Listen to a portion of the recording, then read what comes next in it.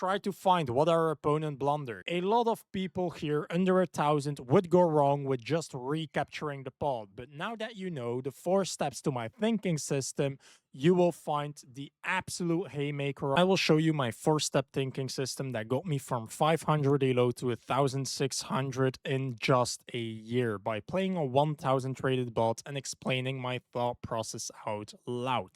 We play e4 and our opponent plays h5. We always start with analyzing the move. This move does absolutely nothing, so we go into specifics. In this situation, I see that I'm in an opening, and then we go to conceptualized knowledge. What conceptualized knowledge should you have about an opening? And it is to grab the center with pawns, to develop your pieces, and to castle your king. That's it. Our opponent allows us to take the center, and then we go into checks, captures, and attacks, our priorities. And I see that I can't really capture anything except for this, but that doesn't make any sense. I can't really attack anything. I can't give a check. So we skip that. So we are leaning towards d4, and then we go for a calculation. Again, we check for all of the checks, the captures, and attacks, but there are none, so we play d4. Our opponent now plays f6. What is this move doing? It's not doing much. It's not a threat. It's not a blunder. I can't capture anything. I could now maybe give this check, but it's defended by the rook, so that doesn't work yet. And that's everything the move does. So we just go back into specifics, and I see that I'm still inside of an opening. That's the easy part about this system. Usually, you should only know about 3 specifics. Until you're quite advanced, 3 specifics are enough: a opening, a middle game, and an end game. About an opening, you should only know the 3 golden rules: to grab the center with pawns, to develop your pieces, to castle your king. As long as you have not achieved that, it's your only thing you should do. So analyze the move. I know to grab the center, develop my pieces, castle my king. I check for checks, captures, and attacks. I see none. So I'm leaning towards developing my knight to c3 because it's developing a piece, but maybe it's leaving open my queen. Let's say he plays something like knight to h6. That will be a free pawn to grab. So I'm thinking about knight to c3. Does it blunder anything? No, he doesn't have a check, he doesn't have a capture, he doesn't have an attack. And just like that, I know it is a safe move. So I play knight to c3. And you could say, like, this analysis takes a long while. And you wouldn't be wrong, but it's very, very important to do so. And this is already a situation where there is a little difference between the moves that we want to play. So again, what did this move do? Absolutely nothing, to be fair. No, nothing. So we will continue. Still the same specific. That's easy. Nothing the move does. We're still in an opening. So we only have to have a look at checks, captures, and attacks, and then some calculations. So we know to develop the pieces. This is a move that comes to mind. This is a move that comes to mind. And every single bishop move is a move that comes to mind. So how do you tell the difference? And there is only one move that comes with a threat, and it will be bishop to e2. And especially the lower your elo is, the more you should try to make these one move threats, because people won't be able to defend them, and it won't be the top engine move, but it will be good enough until you are close to 1,000. So I just make this one move threat. My 1,000 elo opponent doesn't see that I'm about to capture this pawn. But stop. This is where a lot of people under 1,000 elo sometimes go wrong. They just automatically think, I can take, so let's take. But keep analyzing the move. It's not because you're now winning a pawn that you should stop analyzing everything. Like, you still should use the entire system. So what does this move do? Absolutely nothing. Still opening, so developing the knight, castling the king makes plenty of sense. Checks, captures, and attacks. I see this check. What happens after this check? You can take the bishop, I'll take back with the queen, I will be a happy man. If I give this check, you can also move the king, and I'll be a happy man as well. So this is something to heavily consider. We have already calculated. So now my only two moves I'm considering is knight to f3 or taking a pawn. Obviously, taking the pawn is better, so that is what we do. And he moves the king. So now a very, very easy thing to go wrong. And this is where a lot of you will go wrong.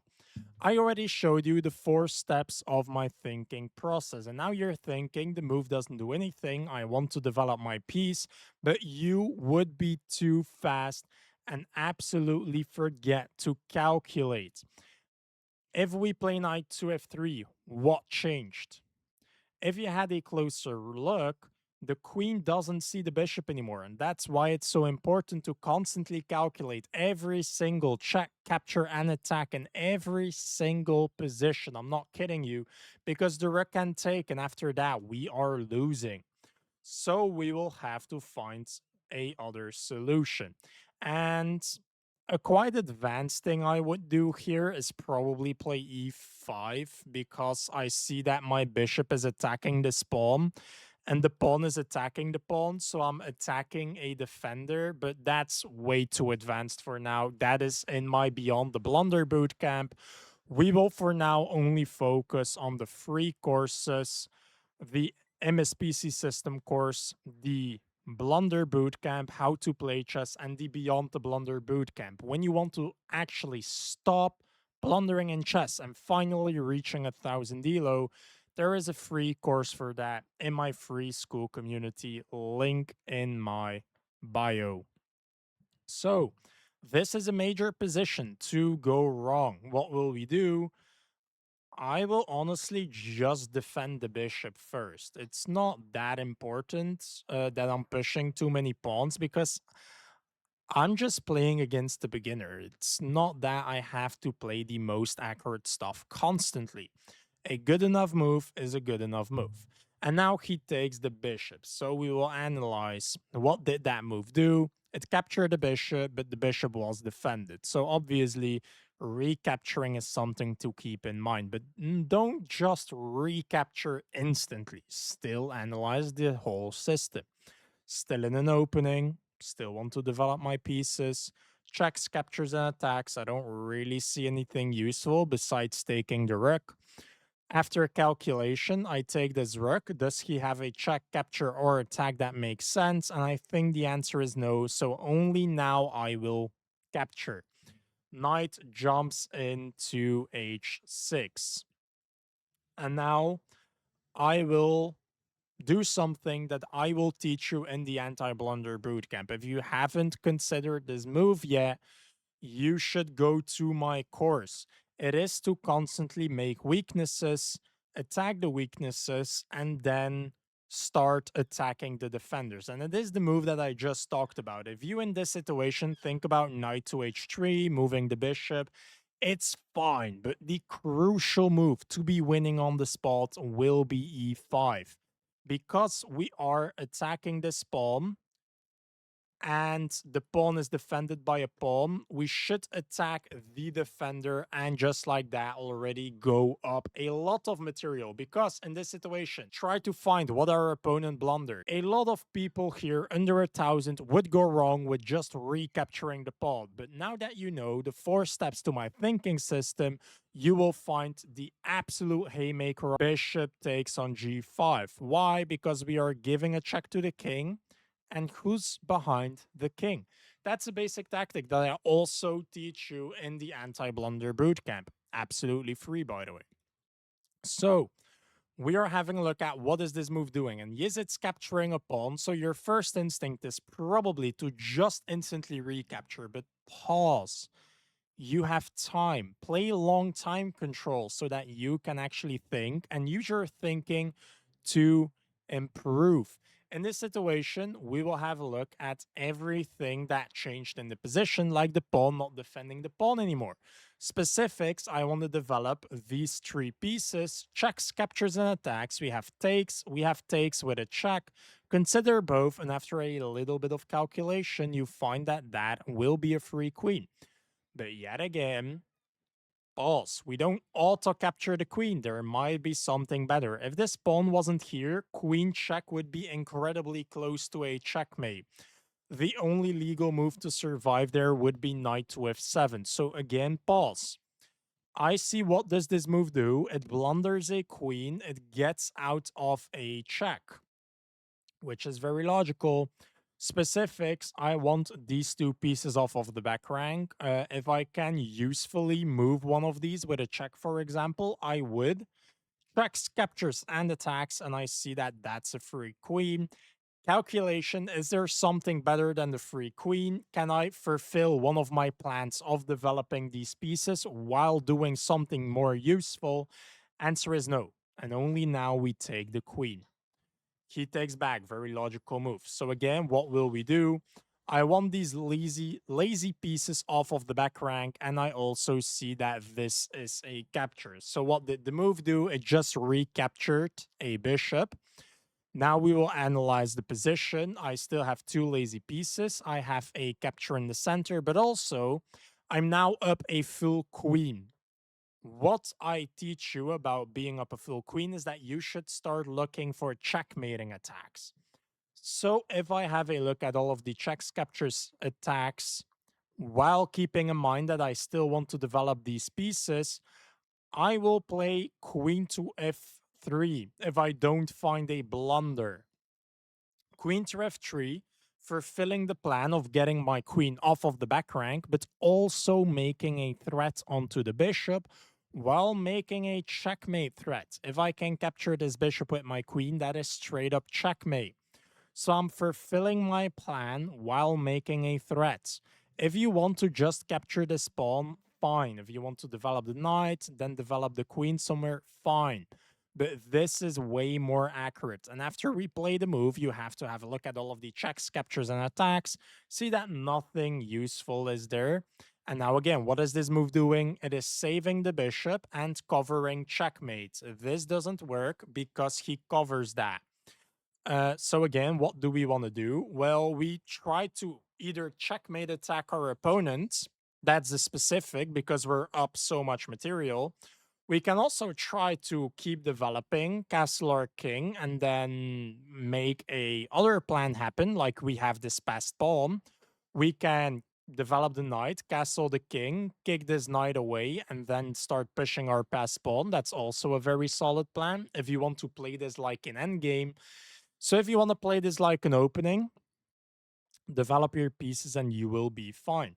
If you want to play this like a middle game, I would start trying to go for a checkmate attack.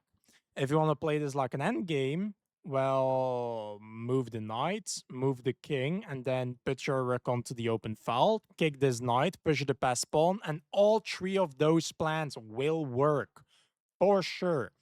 But I will analyze this, say that it looks more like a middle game.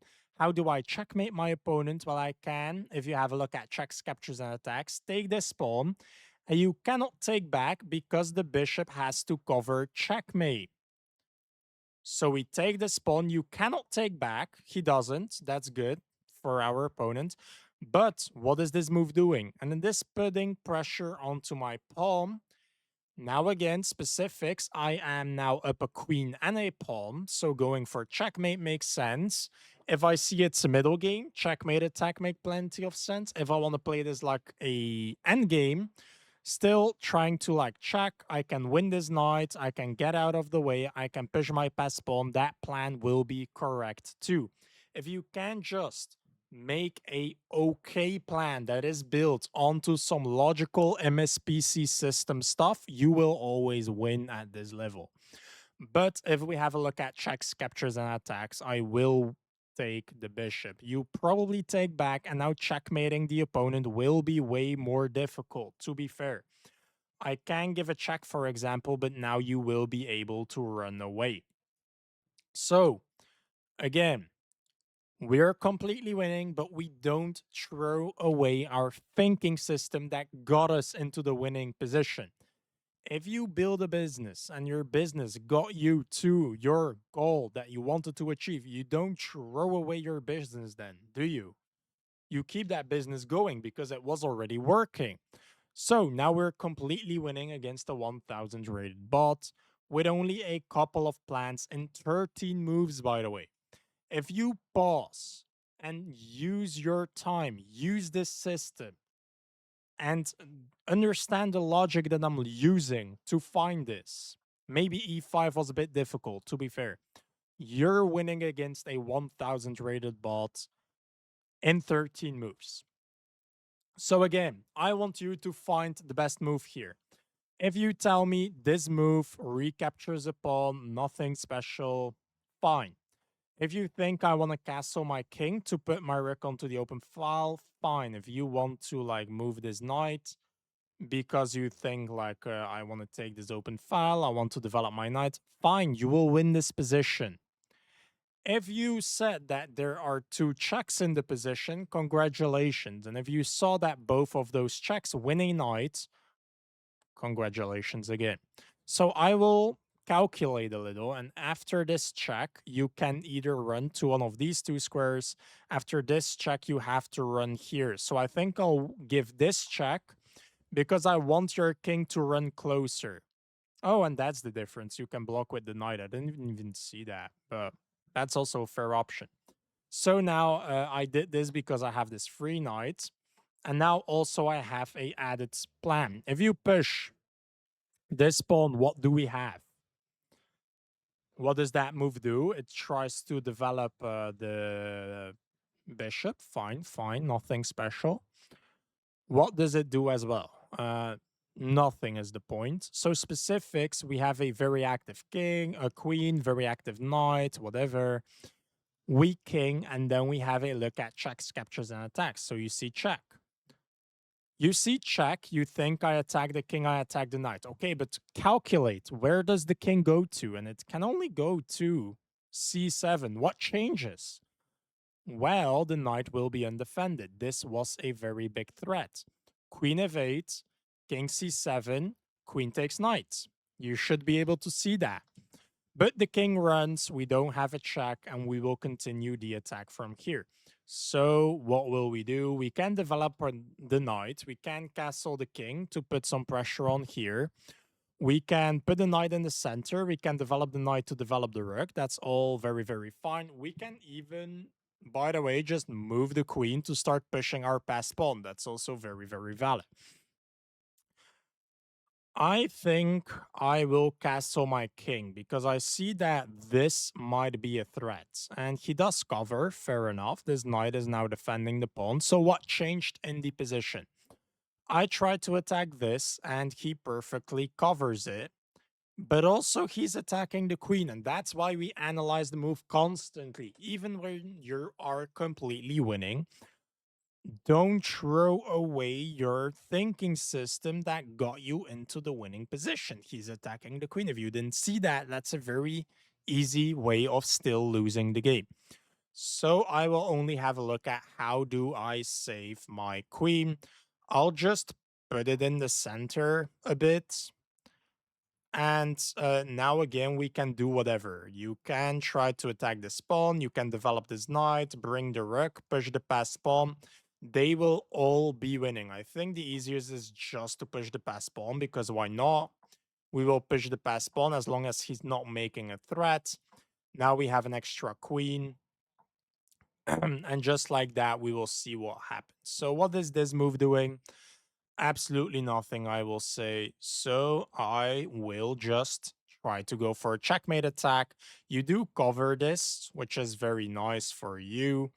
But I think that's just a free pawn with an attack on the rook. And this will be some free pressure onto the bishop. And just like that, after some takes, his position should start to collapse. What is this move doing? Absolutely nothing. So what will we do? We either give a check, force you here, and then after a bit of calculation, I think we can just take the rook after. And you don't really have a threat. We cover check, we cover check. So I think I can also give a check like this. You have to move. Then I have check. You have to move here. I think I'll give a check, force you over here, take your rook to defend the knight. He's giving a check, but that just blunders a knight. And now I think this is an inevitable checkmate threat. It's not. You can run. So now you either start chasing the king, you give a check, he runs away, you give a check, and I think that's mate, or you find the very, very fancy move c4, covering the getaway square. Now he tries to get away like this. We can again cover the getaway square. Now you go back, and that, my friends, will be checkmate. I hope that was instructive. If you want some free coaching from me, game reviews and everything, join my school community. Leave a comment if you think this is helpful, and I will give you a present in return. So if you made it until this point, leave a comment and I will give you a gift in the comments. Thank you for watching and have a nice day. See you in the next one.